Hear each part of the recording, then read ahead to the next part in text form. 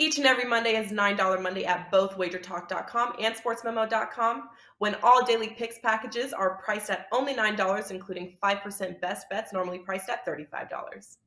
As an added bonus, any picks packages loaded early for Overnight Tuesday or action during the week will also be priced at $9 until midnight on Monday. So make sure to take advantage of getting these $25 and $35 picks for only $9 before the clock strikes 12 and they return to regular price.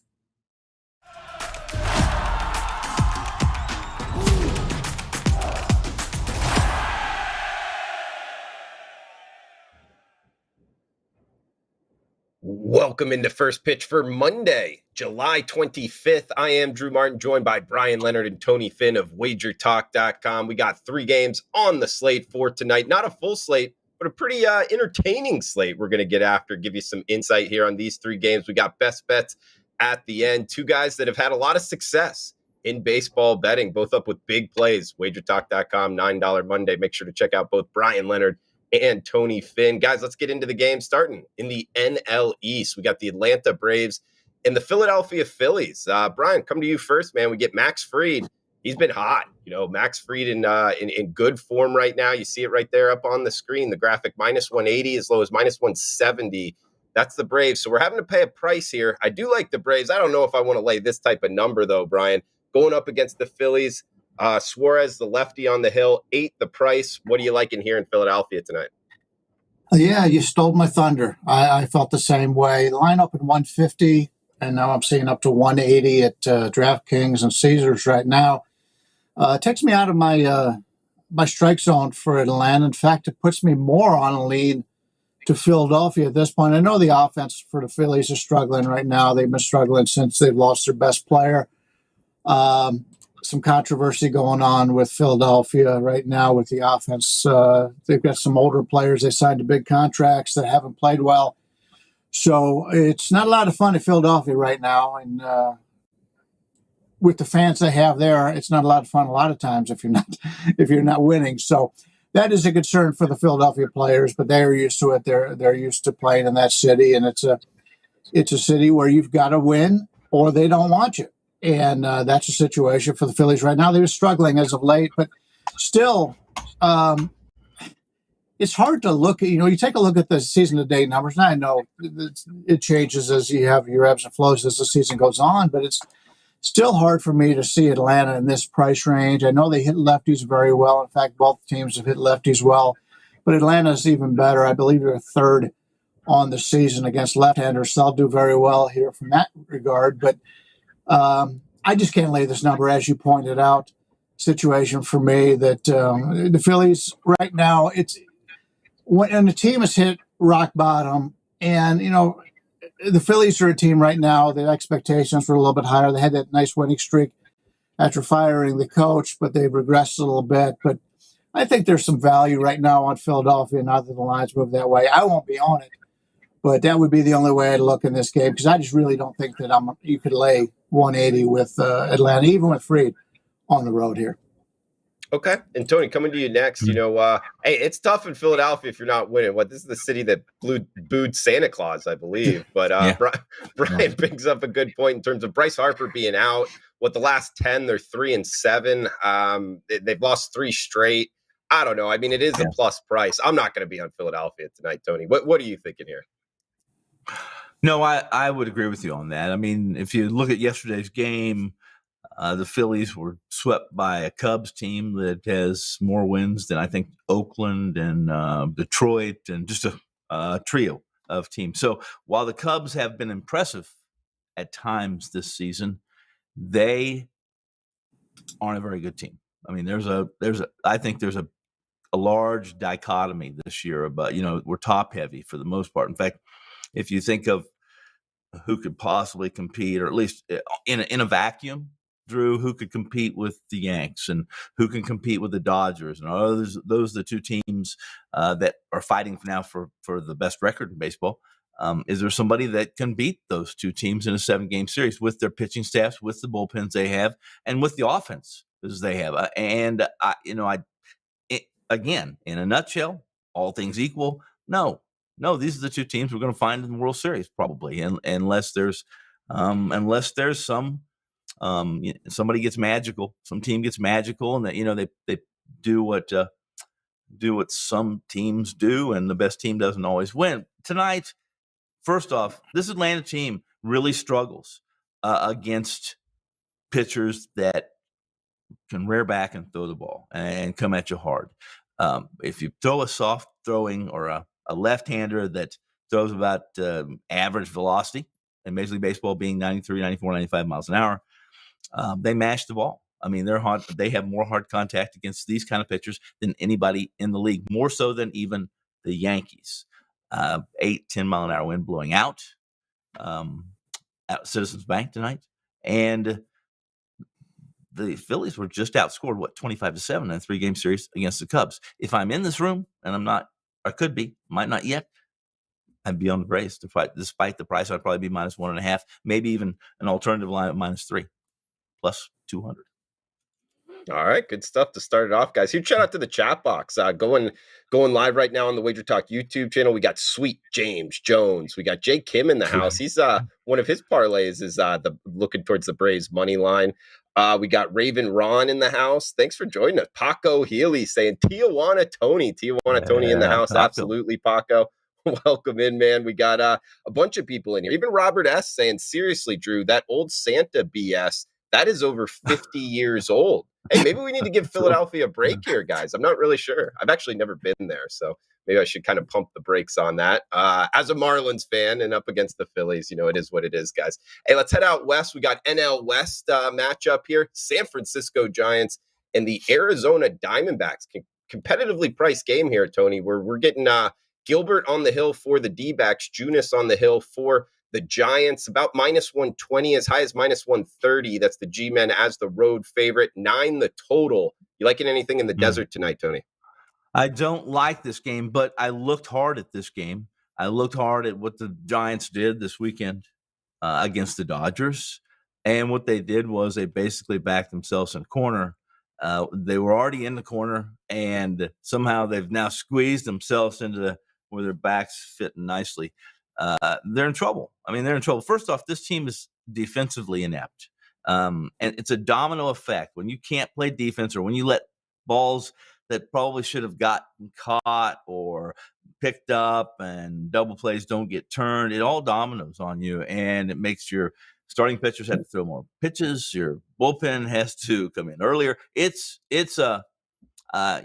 small ball. Small ball's great. Neither one. I'm not saying that the San Francisco plays small ball, but the thing that came along with, I'm thinking back like the 2015 when the Royals, they couldn't hit a home run if their life depended on it, but they put the ball in play and they pitched well enough to keep their team and their offense in a game. And when they got to the pen, if they had a lead, it was lights out, but they could defend, they could field, they could steal bases. Giants don't do any of these things. They're not doing any of the things they did last year. So it'll be really interesting this week. And I made a note in my rankings this week was that this is until San Francisco becomes transparent. Who are they going to be? Are they going to be buyers? Are they going to be sellers? They're on my watch list, and I'll watch intently, but I certainly cannot be on this Giants team. On them, I can't even fade them because I don't know what we're going to get. Okay, so not on the Giants here. Brian, Arizona, a team, their season win total was 67.5, and they started out really strong, but have since kind of cooled off. And sure enough, at the bottom of the NL West here, it looks like the Rocks have passed them. I don't know, man. This is a tough team. A lot of people actually liked them in the beginning of the season. We were thinking like money makers, and they were for a while. But the cool off, I can't be on Arizona here, man. I don't know. Not a game I bet just yet. The last two, my best bet in the last game I'm on. But what are your feelings here? If somebody needs a bet in the Giants D-backs game, I'm looking to avoid both these teams right now. I did like the D-backs. I made some money on the D-backs earlier. They started slow, got real hot, and then they're starting to fade a little bit now. And now that we're getting close to the trade deadline, which I believe is the 2nd of August, a lot of these teams, like the Diamondbacks, are going to be doing a lot of trading. That is always a concern when you're taking a look at that. I happen to like it after the trade deadline when you got a lot of young players playing. those are when we can make a lot of money on these teams that aren't very good, because you've got players that have been dying to get up to the major leagues, finally get in their breaks. But now you got a lot of guys worried about where they're going to be. And there's been a lot of talk for Arizona because they've got some really good players in the minors, outfielders that are coming up. They've got Thomas's up already, and they've got some other guys that should be making the move. So that is a concern. Interesting to note, over the last 4 weeks, this will be the third time these two teams have met. Monday, Tuesday, Wednesday, on the 4th, 5th, 6th, 11th, 12th, and 13th they played. Obviously, the All-Star break last week, and here we go again, Monday, Tuesday, Wednesday. The two teams playing once again here. Last 6 games, home and away, the teams are split, 3-3 either way. The concern I have for San Francisco right now is they do have some injuries. They've got some guys making lineup changes. They're a deep team. They play a lot of the players. They're really big on matchups. This organization has worked out really well for San Francisco over the years. Last couple of years has been their trademark. But they just came out of the All-Star break, and they played the Dodgers, and they not only were swept, they were beaten by multiple runs in each of those games. That is a concern here, because they haven't played as well. They started the year off pretty well. They're starting to fade, and right now there is some concern in San Francisco playing Arizona here. I prefer Junis from a starting pitcher standpoint, and San Francisco on the season has been very good against left-handed hitters. It should be left-handed pitchers. Gilbert's nothing special going for Arizona here. So I prefer San Francisco, but coming off of that 4-game sweep from the Dodgers, and they weren't even really competitive in those games, it is a concern. So right now, these are two teams I'm looking to fade. I think we learn a little bit in this series for the future. But right now, I prefer San Francisco, but I'm not laying this number on the road. So unfortunately, it's a pass for me. Okay, he's Brian Leonard. We got Tijuana, Tony Finn here. Both of them in with 5% plays today. We got Tony in with a 5% big ticket NL game of the month. We get Brian Leonard in with his total of the month, 5% variety. Guys, it's $9 Monday. Check them both out. Brian's profitable for the last 5 years in MLB, really knows his bases. And Tony, he's been hot of late. He knows his NFL, knows his MLB. 10-0, 100% July MLB dead presidents run I'm seeing here, Tony. You're going to need to explain that, man. What is dead presidents run? I'm not really picking that up. That's a dead presidents are his paper, dollar bills. It's a big play. It's a streamer play for me. I call it a streamer, or I call it dead presidents play, because typically and we're bullish or bearish on some team one way or another, and play multiple props, or should I say multiple alternative lines. Maybe play a money line plus a -1, -2, and if I believe a team has an opportunity to win and win by margin, if they don't win by margin, Drew, then typically we can we'll cover at least one of the first 2 lines, and it's a break-even proposition. If we do it, do what the projections point to, then you can sweep the 3. And that's what I've recently have been pretty good at picking out the right games. I think that's 22 and 5 over the last 10 days, and a lot of those 12 of those are underdog plays. And what are the underdog plays? The alternative lines, the -2, -1.5, -2, and I've scratched a few winning lottery tickets last week, so let's keep it up. Hey, I like it, man. Dead presidents run. It means cash, guys, if you didn't get that. I like that, Tony. For whatever reason, that went over my head. I've never heard that before. But, guys, we got one game left. We'll get best bets from both Tony, Brian, and myself. So let's get after it, guys. Heading Cleveland and Boston. Heading to Fenway Park here. We get Zach Plesac versus Nick Pivetta. Pretty much a pick-em price here. Looking down the WagerTalk odds screen, kind of a little bit of opinion. We can call it -105. Pick-em price, 9.5. Highest totaled game on tonight's card here, Brian. Man, looking at this Boston team, what a roller coaster season. They started off 11-20. They went 31-11 their next 42 before going 6-14 the last 20. Going into the All-Star break, they lost 6 of their last 7. The only win coming in extras here, Brian. Then they go and get swept by the Toronto Blue Jays. I don't even know what the run differential was. One of the games was 24 to who knows what. They got absolutely blown out. They got a dumpster fire of a bullpen here. They've been a huge over trender. Actually, both teams have. I don't know. I'm looking to fade the Red Sox until further notice. What are you thinking tonight in Fenway, Brian? Yeah, it's interesting what Fenway or what Boston's going to do here.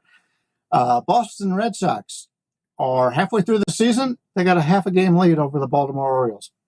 It's ridiculous. You take a look at the run differential on the season; they're actually a run worse than Baltimore.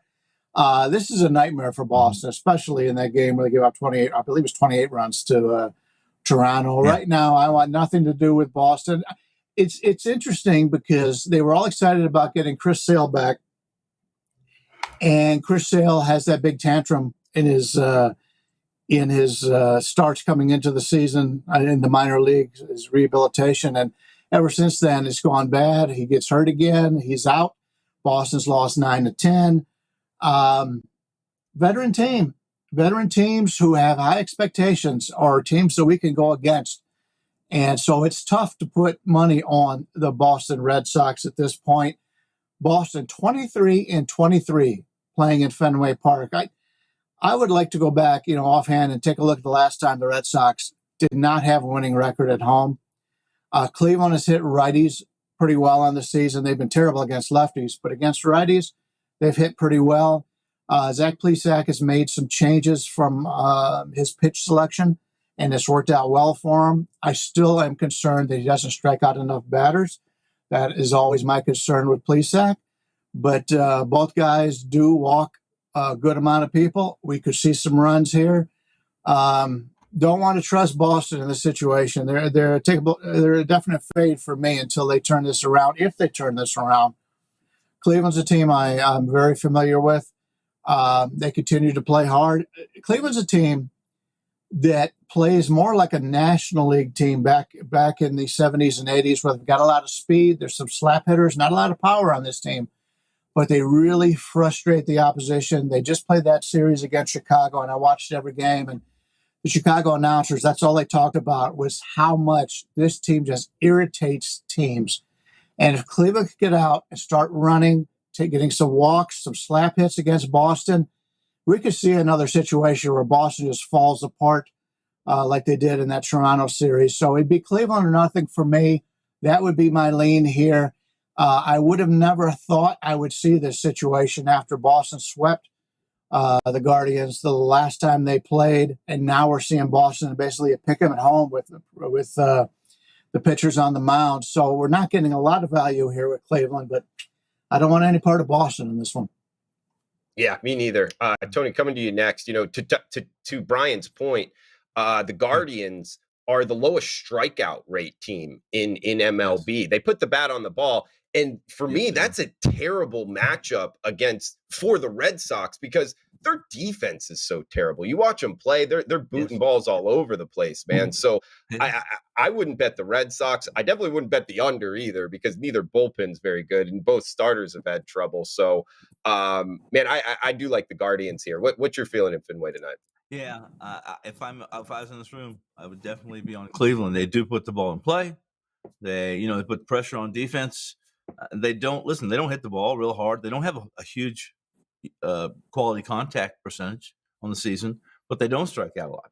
They do put the ball in play, and that is frustrating. If you I talked about defensive ineptitude. It snowballs, it dominoes, and that happened even yesterday with Jeter Downs, for instance, at third base, hits a runner back, trying to throw a guy at home.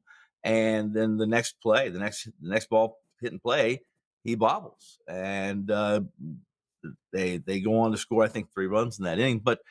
But this is a Boston team that played above their head a little bit in June. If you remember, after a slow start, they won 7 in a row. They won like 21-26 in June. Entered in July. In fact, July 10th, I think they were 10 games over 500. They're 5-15 this month. If the postseason began today, they wouldn't be part of the parade. I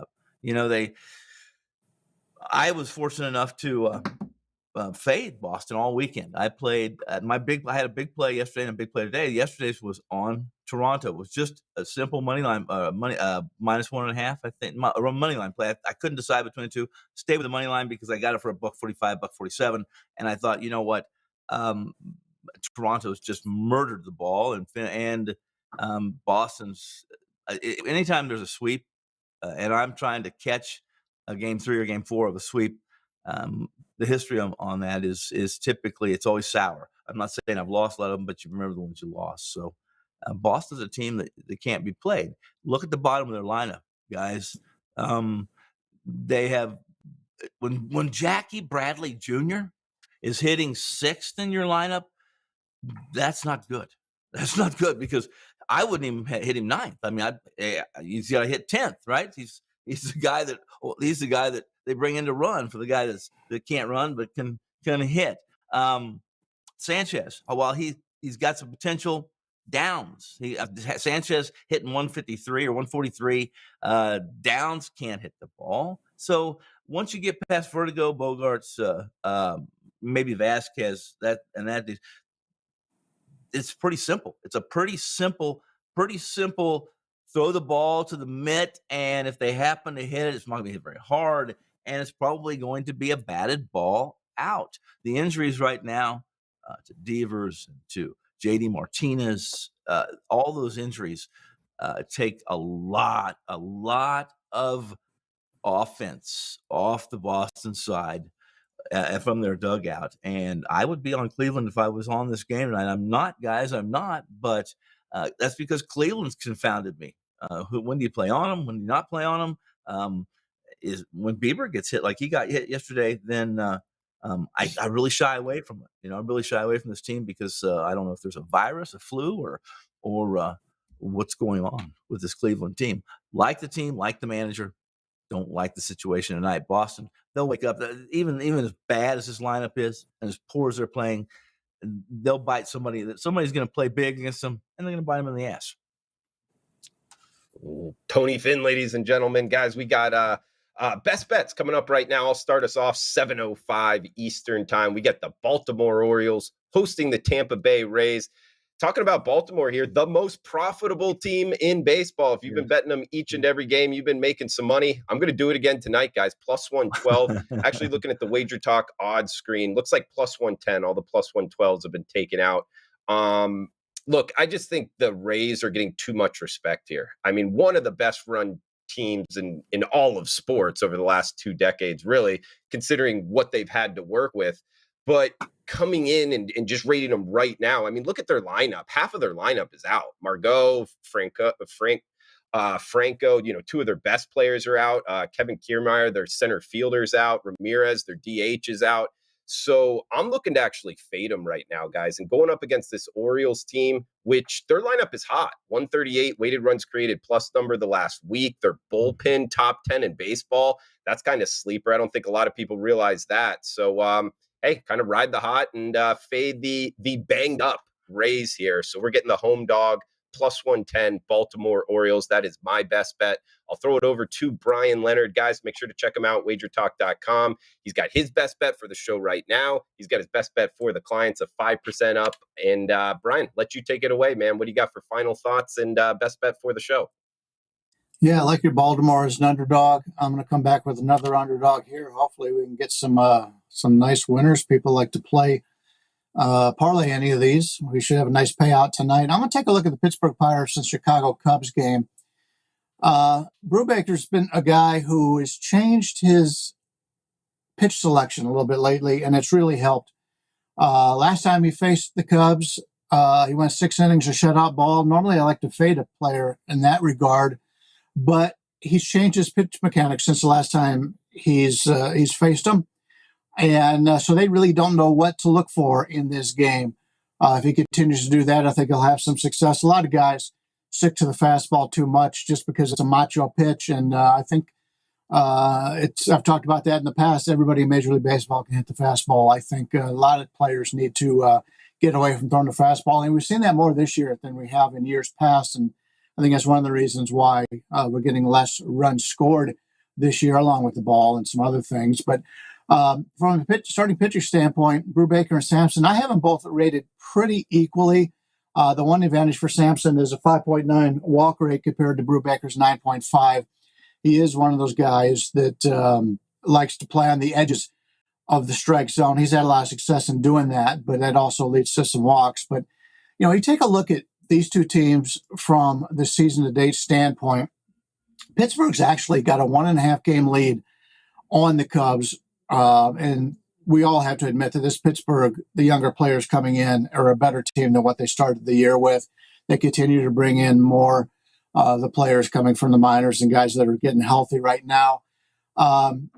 Granted, Pittsburgh's only 19-31 on the road this year. But that's even better than the Cubs are at home. They're 18-32. You take a look at these two teams against teams that are not playing, teams that are not with a winning record. Pittsburgh on the season, 25-24 against losing teams. The Cubs on the season against losing teams, 14-20. So the Cubs can't even beat bad teams. Pittsburgh's shown that ability to be able to beat bad teams. I like the situation here with Pittsburgh. I'm really surprised this line was what it was. I use this as my free play on the website also. Pittsburgh in this line, it's come down slightly, so now it's starting to get to be where it should be, but I still think there's plenty of value here on the Pittsburgh Pirates. The Cubs, coming off of that nice run they had in the last series, are being completely overrated here. They're not a good team, and you can see that by the 38-57 record on the season. They're down 68 runs in their differential. So give me Pittsburgh here. I think they're equal, and you're getting them here at a nice plus price. Give me the Pirates. Yeah, the Bucks plus 131. Guys, check it out. Free play from Brian Leonard if you want the written detailed analysis as well as my Orioles play. Make sure to check out the free picks tab at WagerTalk.com. You can get all kinds of free picks, guys, mainly MLB right now, but always a good resource each and every day. Check it out. So we got Tony Finn, next one up here. His 5% play up and available, WagerTalk.com. Tijuana Tony by some. Tijuana Tony, take it away. Final thoughts and best bets, bud. Final thoughts are, I like both of the free plays you guys threw out there. I like that Orioles game under because the many reasons you mentioned, Drew, and the fact that Baltimore has a really good bullpen. So let's go to the West Coast. Let's go out to Coliseum in Oakland on the Bay, and the Astros, after sweeping Seattle, head to the Coliseum to play a team that's been tanking before the season even started. In fact, the Astros sweep a doubleheader from the Yankees on Thursday. Okay, then they go into Seattle, a team that had won 14 straight. They stopped the 14-game winning streak on Friday night, sweep them, and in the 5 games since the All-Star break, this Houston team has not trailed. They have been tied or led in every single game, and they were lights out in late June and July. Oakland, listen, I'm playing over 8 in this game. First off, I guess that'd be nice if I told you that. I'm playing over the 8 in the Coliseum. Night games on the West Coast. Typically, the ball doesn't travel well. It's going to be a cool night in Oakland, as is always, and wind is 8 to 10 miles an hour out. However, this is about the pitchers. This is about what I think Houston's going to do. Adam Oler, this will be the second time Houston faces Oler since they played Oakland the last time. And Houston has a reputation. First off, if they hit a pitcher the first time they see him in the lineup, sees him, the second time it's typically lights out. And if they don't, they usually, they go to school. It's a smart team. They make contact. They don't strike out much. Oler's second straight start against the Astros after allowing 3 runs, 6 hits, and 4.1 innings of work. His first major league start, May 14th, he'd been working as a starter in the minors. He's walked 19. He's struck out 18. He's pitched about 28 innings, given up 8 home runs. It was 35 hits, and he's a fly ball pitcher against a team that knows how to hit the ball hard. Houston, I don't trust Odorizzi, or I would probably be on Houston minus a couple runs in an alternative run line here. In fact, I recommend play Houston and the over in this game, but my free play is going to be the over 8. Odorizzi, 3 runs, 5 hits his last time out. He's not been great. His peripherals percentiles are not terrific. And I think if we can get 2 runs from Oakland tonight, 3 would be great. I think we exceed the odds makers closing over under. Give me the over in the Coliseum on Houston and Oakland. There you guys got it. In the Coliseum late night, over 8 for Yes. Tony Finn. That's his best bet. I'm on the O's plus 110, and Brian Leonard Pirates plus $1.25. So 2 underdogs and the over late night, guys. Best of luck if you're tailing out there. Like all 3 best bets, hopefully 3-0, if not 2-1. Make sure to check out Brian Leonard, Tony Finn, WagerTalk.com, both with 5% plays up and available. I got one as well on a little heater here for $9 Monday. So check all 3 of us out. Guys, if you're liking the content, please smash that like button as well. And feel free to comment below what you're looking to bet. Any questions, all is welcome. We'll be back tomorrow, same time, same place. Come back and join us for the breakdown of the Tuesday night card. For Tony Finn, Brian Leonard, I'm Drew Martin. Best of luck with your bets. Thanks for tuning in. Each and every Monday is $9 Monday at both WagerTalk.com and SportsMemo.com, when all daily picks packages are priced at only $9, including 5% best bets, normally priced at $35. As an added bonus, any picks packages loaded early for Overnight Tuesday or action during the week will also be priced at $9 until midnight on Monday. So make sure to take advantage of getting these $25 and $35 picks for only $9 before the clock strikes 12 and they return to regular price.